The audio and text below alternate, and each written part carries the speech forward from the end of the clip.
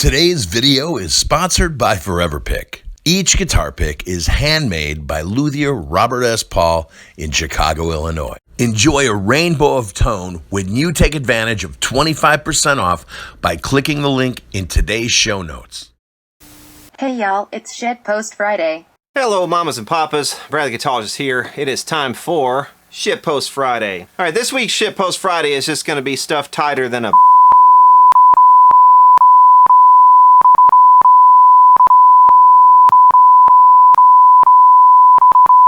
so I don't know if we're going to be able to fit it all in or not. First story I wanted to cover in the news is a story that's kind of old at this point.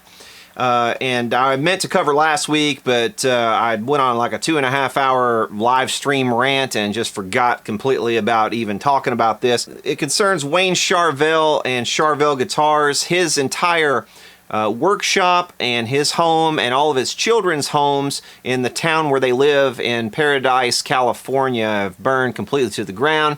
Now, of course, I'm a huge fan of Charvel guitars. I grew up on Charvel guitars. Some of my first real actual guitars were Charvels. I had a Rhodes Offset V at one point in my youth. I've owned several of their guitars, and some of the best ones I've ever owned have been Charvels. But yeah, you know, Wayne Charvel made some of the most iconic guitars of the 1980s. He made guitars for the likes of Eddie Van Halen, of course Randy Rhoads, and pretty much anybody who was anybody in the 1980s at one time or another played Charvel guitars. And it's just sad to hear that this has happened to him. Of course, his new company is called Wayne Guitars, and if you go to their website, it looks like all of the stuff they had for sale has been taken off or marked as sold, and the only thing that's there is a link to a GoFundMe page where you can hear Wayne talking about the situation. Hi, my name's Wayne Charvel, and as you may have heard on the news, the town of Paradise where we live, where our guitar shop is, our guitar shop burnt to the ground. We lost everything. Our home burnt to the ground. My son's home burnt to the ground, Michael Charvel. And if you could help us contribute to the fund, we would really appreciate it. Thank you very much. So yeah, absolutely tragic. I wish the Charvel family all the best, and everybody else who's been affected by this fire, which I think is at this point one of the largest, if not the largest, California wildfire ever recorded. But it's situations like this where you really start to discover what's important in life. You know, when you lose you know, material possessions, you start to look to each other, you start to look to your family, and you realize what's really and truly important. It's just a blessing that their whole family was able to make it out, and hopefully they can try to rebuild their lives, and hopefully they had some kind of insurance, and if they didn't, you know, that's going to really hurt. So yeah, definitely if you have any spare change rattling around the drawers, maybe send the Charvel family some love over there.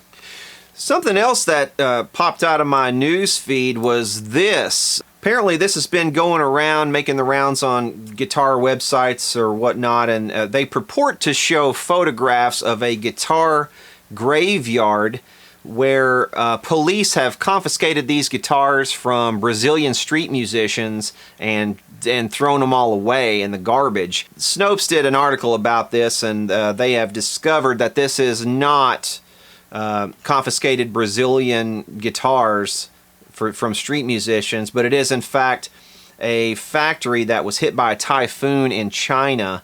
A factory or a music store, I'm kind of unsure which, but at any rate, you can see all these guitars just kind of laid out and just spread around.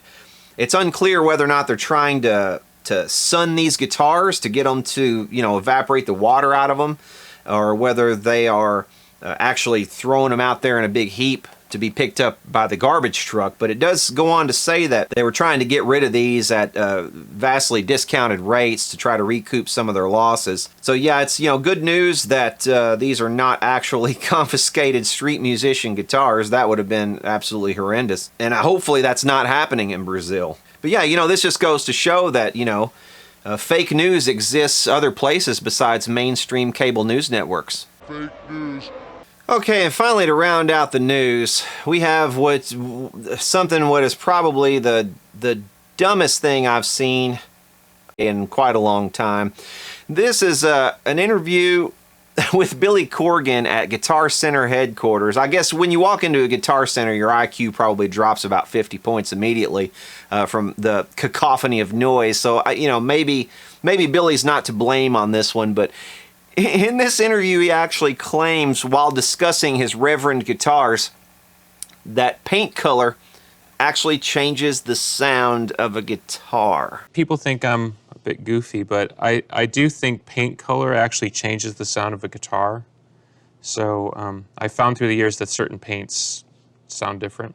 So in this case, the white guitar, the white Reverend, I think sounds better. I have a couple other ones, but this one seems to sound the best.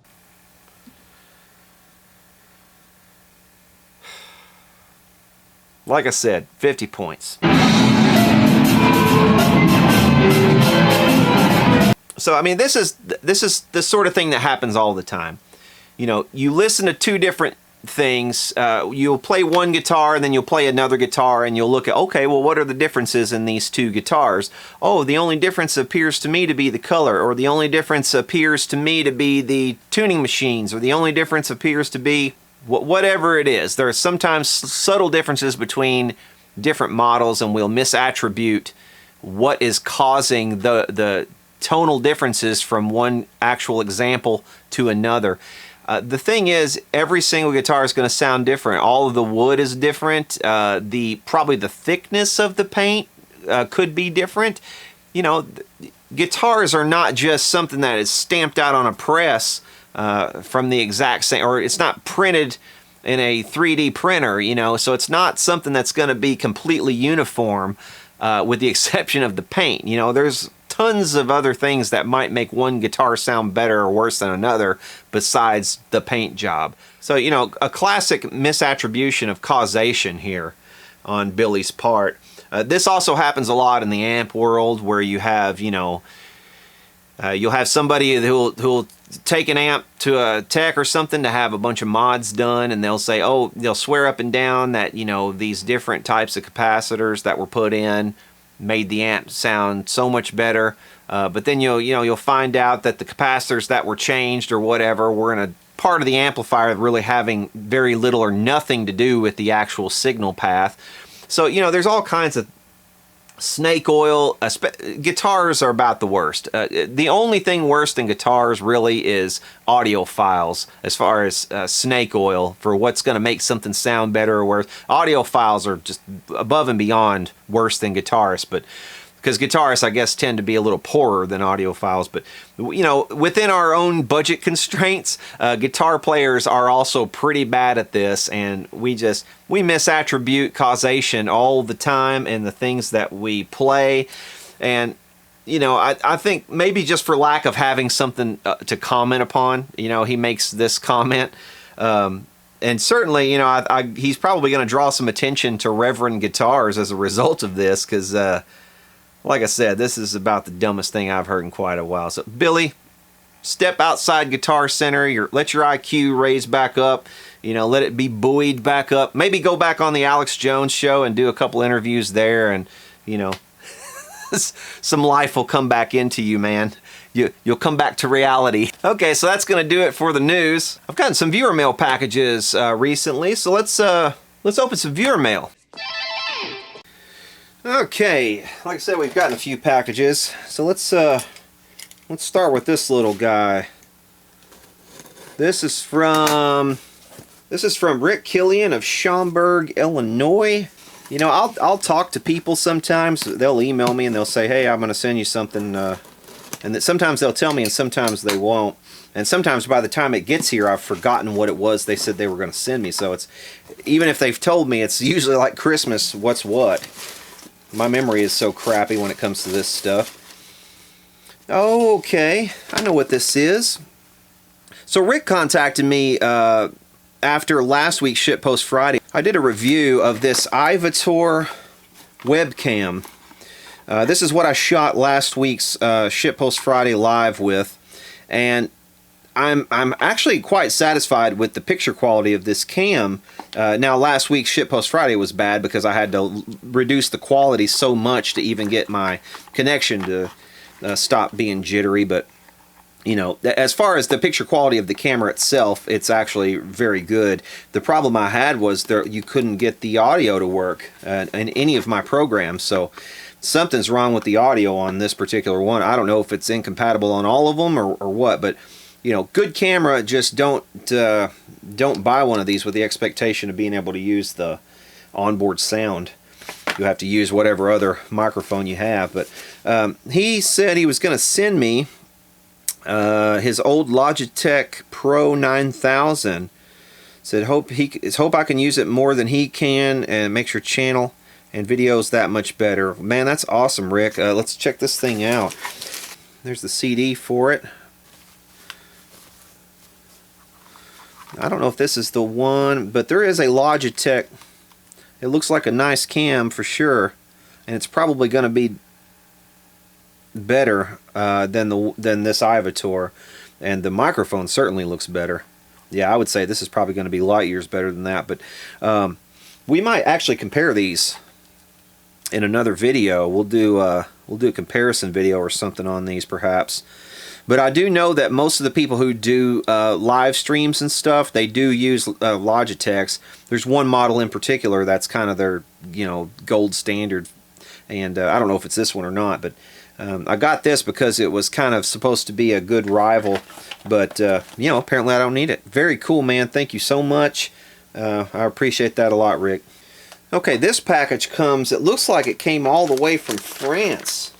Yes, it came from France. This is from Robert Barr or Robert Barry. I'm not sure how you pronounce that. And it looks like this was opened by Customs, or might have been opened by the FBI. Who knows?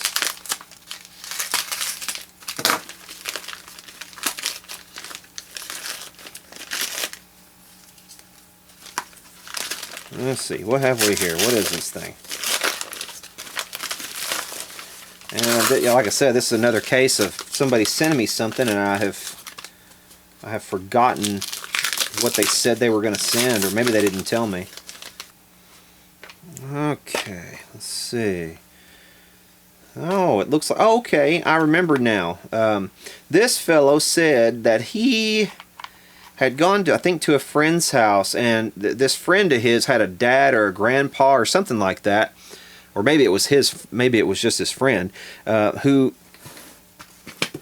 had this huge collection of old parts, and they just were not going to use them, and the guy basically gave him these parts, and he was like, hey, do you want any of these? I was like, well, you know, yeah, sure. I mean, if you're going to send me something like that, I'm not going to turn it down. So it looks like there's definitely some things here we can use that I will certainly put into my stash. We've got some transistors. We've got, that's a big resistor right there.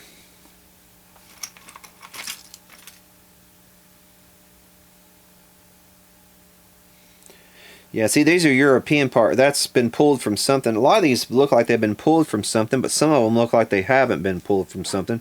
This is some kind of switch or relay, probably pulled from a working piece of equipment or something like that, or some kind of piece of equipment that was defunct. You can see the switches over here, and this coil right here will be energized, and when there's energy put, it's like kind of like a solenoid. When there's energy put to it, it will switch these switches over here on and off. We've got some little capacitors, and again, some of these look like they're pulls. Some of them might not be. Nice big chicken head knob right there. That's a good size one. Looks like a momentary switch. No, that's a switch. Japanese made too.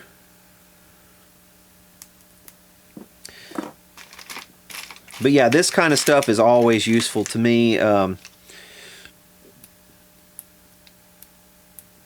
little mini toggle switch, that'd be good for, you know, if you're doing a little mod on a guitar or something like that, or an amp. A couple of those, it looks like.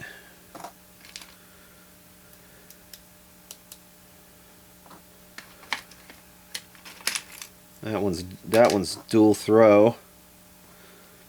There's another dual throw. 3 position.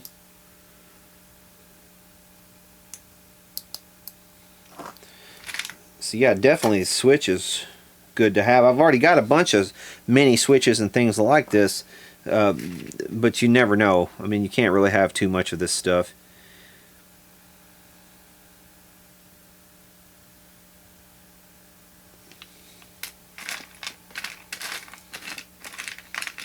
Yeah, the switches alone. The switches alone, I'm sure will get some use at some point. At the very least. And also some older transistors. That's a capacitor. 10 picofarad. Is this a variable capacitor? I don't know. So yeah, thank you very much, Robert. I appreciate that, man. It looks like we got some more chicken head knobs. These are red ones. That's a cool pair of red. Those are oversized too. So that's cool. Now some things like these electrolytics, you know, I probably wouldn't put into anything that you know, I was servicing or something like that. But if I had a piece of equipment that had similar looking stuff already in it and I only had one bad component, yeah, this might be something I would use, possibly.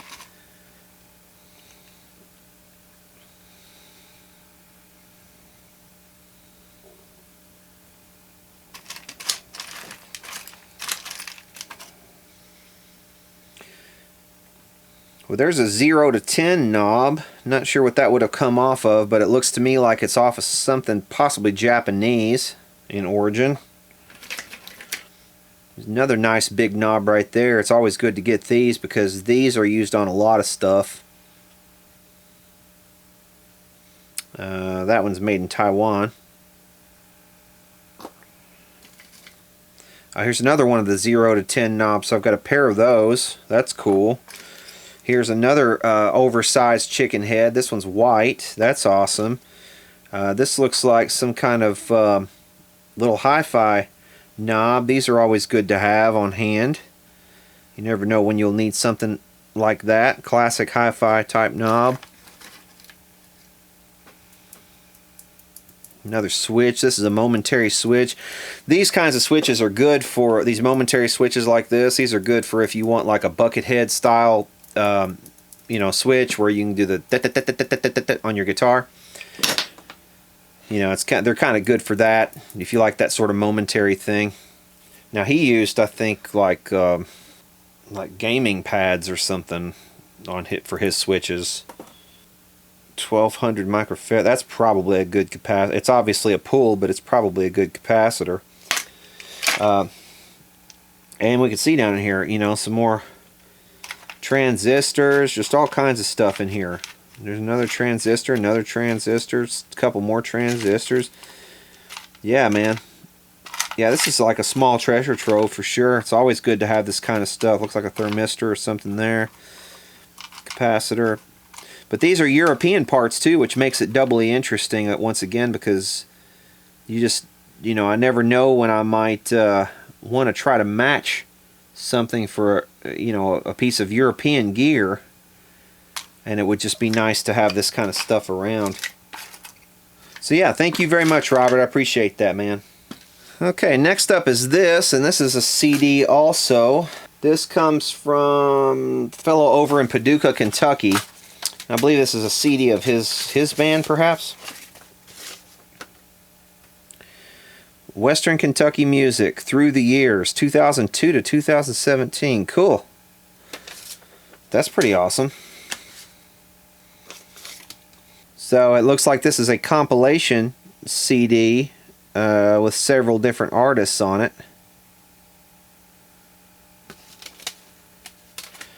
And it says, Brad, thanks for keeping it real and holding Fender's feet to the fire. Shit is changing in a scary way. I miss the old days more and more. Yeah, man. Crazy stuff. Well, what can you do? You can't stand in the way of a freight train sometimes. You just got to get out of the way. It's about all you can do. And he said also he was going to send a poster, and this is it. So this is, let's see, Luis and Salva. That's a cool looking poster. A rock star with a dream and a mob boss with a heart of gold. join forces to make a 2,000-mile journey to LA to claim fortune if they can survive. This looks like a movie poster. Western Kentucky Music. So yeah, definitely go check them out on one of those. You can send them an email if you're interested in a CD, or you can go to YouTube. It looks like he has a YouTube channel as well. Think for yourself. So cool, man. Thank you very much. I appreciate that, Marv and John. And also, while we're opening packages, I thought I might show you one of the birthday gifts that my wife and kids got me. This is looks like a Marshall head, but actually what it is, this is a thing that you put up on the wall. Comes with 4 of these things, and you mount this up on the wall, and you use these as key rings. So, you know, when you come in the house, you just plug this in, and there's your keys. There's where your keys stay. I thought that was kind of cute. We do already have a key ring in the house that serves this function, and I was kind of curious if there might be something else I could use this for, like here in my space. You guys chime in with some suggestions of what I might be able to use this for besides a key ring. But yeah, very cool. I'll put down in the description a link to one of these if you want one for yourself or if you want to get one as a gift. But yeah, it's definitely kind of neat. Alright, so that's going to do it for this Shitpost Friday. I hope you guys have enjoyed this one. If you have, please hit subscribe down below. Also hit the bell to receive all notifications. And for now, y'all take care. So all the guitars I like tend to have a little bit of, I call it a cuff, like a lot of the melancholy Adore material was done in E flat, which, you know, I stole from Jimi Hendrix.